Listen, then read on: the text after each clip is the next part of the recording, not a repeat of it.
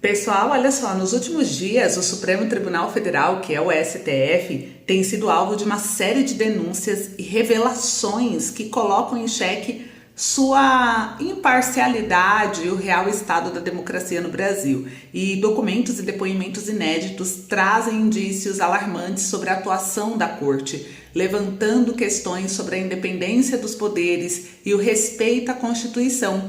Será que vivemos de fato em um regime democrático ou estamos diante de uma ditadura camuflada? Comenta aí para mim que eu quero saber a opinião de vocês. Enquanto isso, uma nova crise atinge o Partido dos Trabalhadores, que é o PT, e um de seus maiores aliados, o que pode impactar ainda mais a já fragilizada popularidade do presidente Luiz Inácio Lula da Silva. E com a avaliação negativa crescendo entre a população, a situação política se torna cada vez mais delicada para o atual governo. E os próximos passos serão cruciais aí para evitar um desgaste ainda maior para o partido, né? Então eu vou trazer todos os detalhes dessas investigações aqui para vocês, eu vou trazer minha opinião. Deixa seu like, se inscreve no canal, compartilhe o vídeo para mais pessoas também terem acesso à informação e a verdade possa ser espalhada sem a manipulação da grande mídia, né? Então já começa aqui com a primeira notícia, que é a crise do Partido dos Trabalhadores. E os aliados de Lula dizem que é assustador dar cargo no Planalto para bolos. Isso gerou uma repercussão negativa dentro da própria base aliada, para verem como que a esquerda está rachando de fato. E quem trouxe a matéria foi o próprio G1, por Valdo Cruz, que ele é comentarista de política e economia da Globo News. A matéria trouxe o seguinte: aliados de Lula classificam como assustadora a possibilidade de Boulos ocupar cargo no Planalto.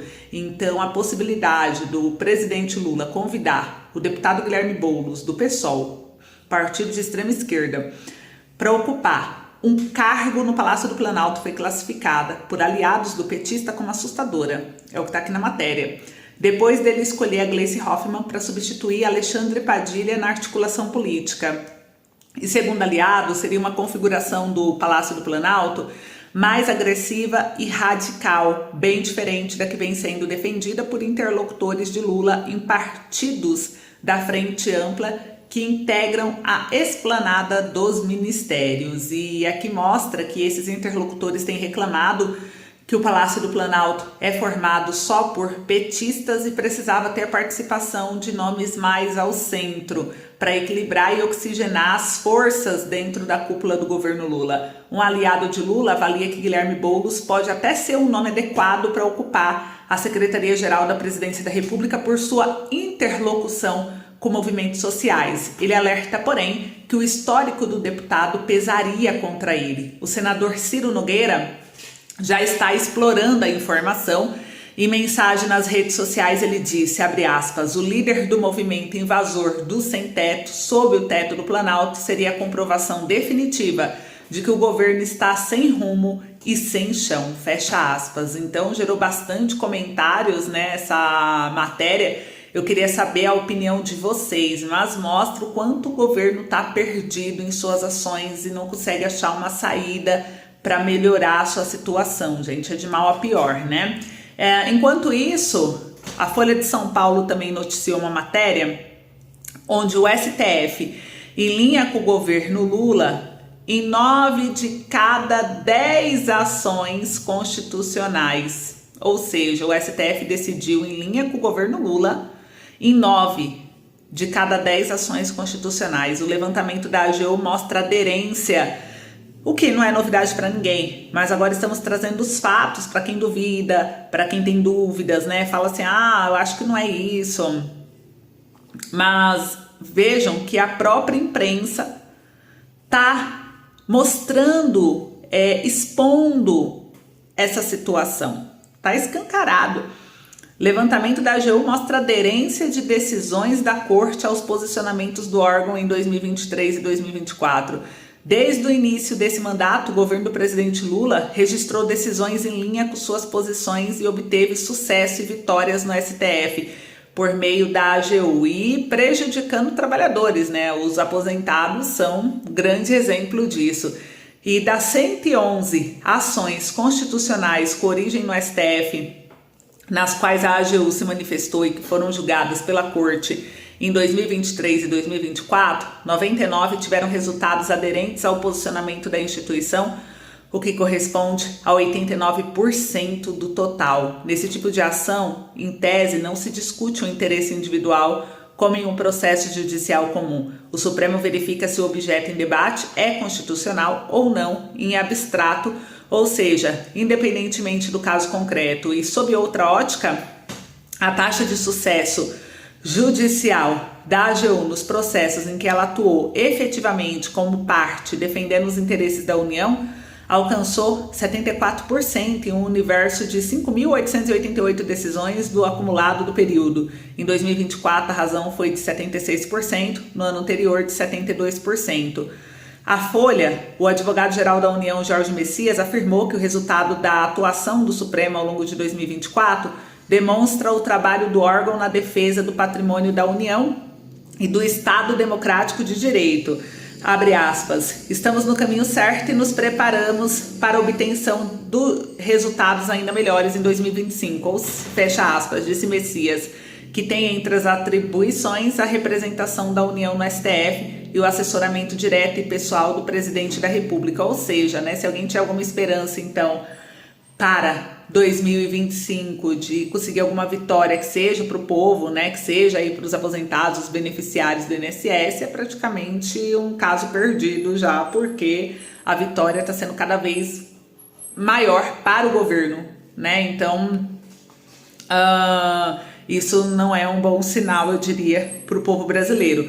Questionada, a AGU não enviou dados relativos ao período de Jair Bolsonaro, que foi de 2019 e 2022, então eles acabam negando informação, né?